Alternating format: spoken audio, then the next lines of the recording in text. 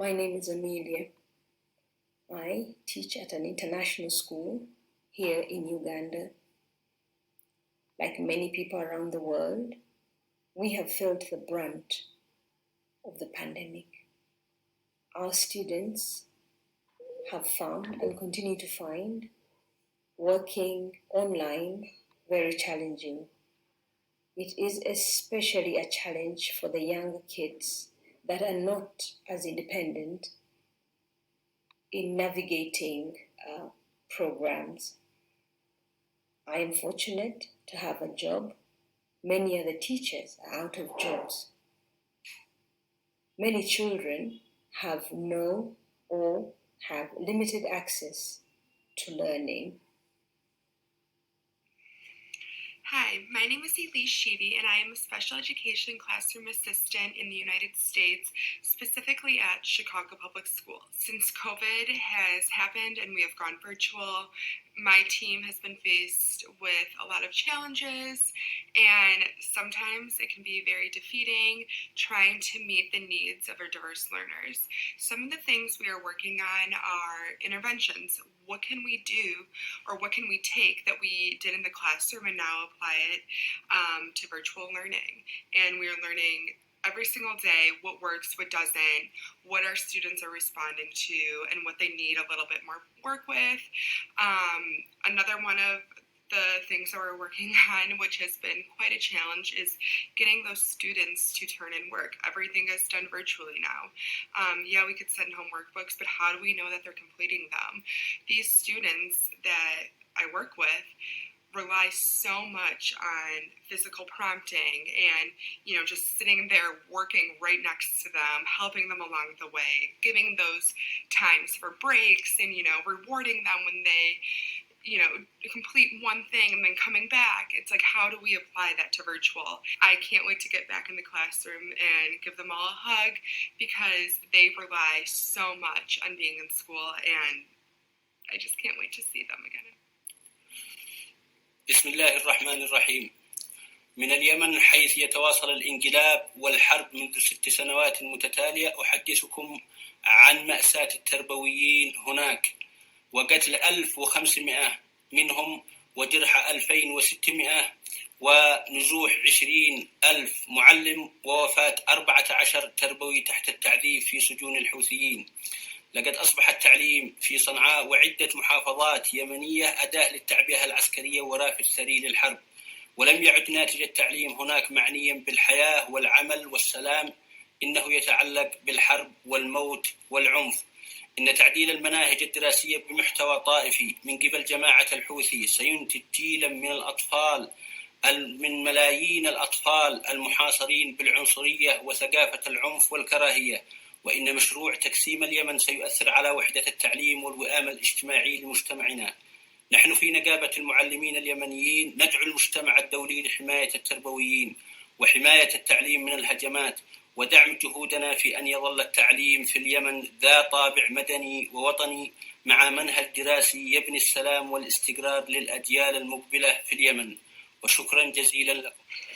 During this COVID-19 period, we've been able to distribute learning materials for the girls, sanitary pads, and books, biros, and also we've been able to mentor the girls.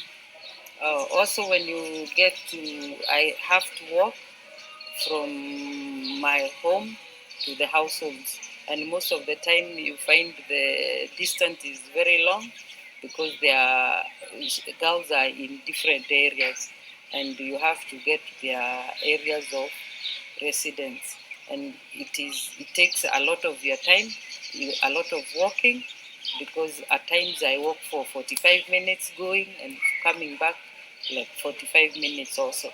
There is also the issue of when you get into the houses, you find that the households they don't have.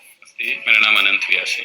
Covid की वजह से lockdown ने मेरे घर की स्थितियां काफी बदल दी। जब मैं ये देखने लगा कि मेरे घर पे जो बच्चे पहले स्कूल जा रहे थे उन बच्चों का स्कूल जाना बिल्कुल बंद हो गया और साथ ही साथ उनका जो पढ़ाई लिखाई का जो रूटीन था वो भी बंद हो गया और इसकी वजह से काफ़ी चीज़ें चेंज हुई, पर इसको फिर भी बदला हमने।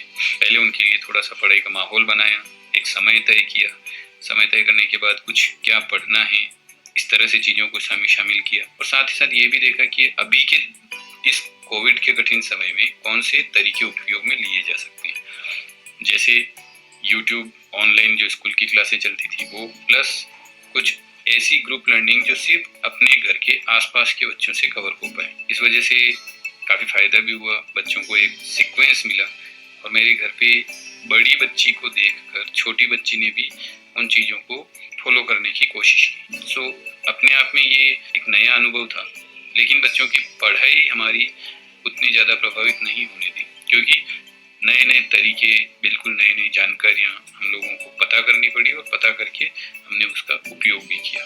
सो बहुत अच्छा अनुभव रहा, लेकिन अभी इसको कंटिन्यू कितना रख पाएंगे इसके बारे में अभी कोई श्योरिटी नहीं। Amanya gange nze mukyala Hadija Simanchayi Nagujja, mbeera mu maka gange labirira baana.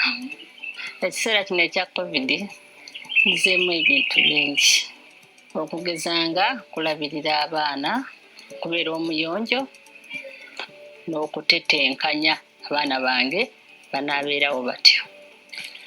Ebimu ku bintu bye nkoze n'abaana bano mu muggalo guno, tusoma ffenna.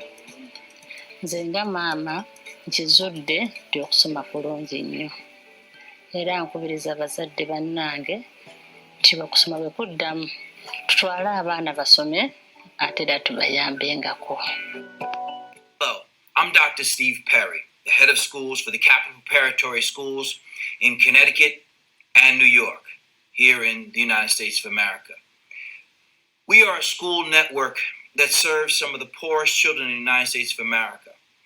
And we provide them with access to a quality education because we understand that an education can change the trajectory of a person's life regardless of their circumstances. And so when the pandemic hit, what it did was it called into question the very structures of education that we've come to know. What it also did was it presented us with an opportunity to push ourselves to think beyond those structures. It created a space within which we had to think beyond the obvious into spaces where we had never, ever, ever imagined being. No pandemic should ever be seen as good.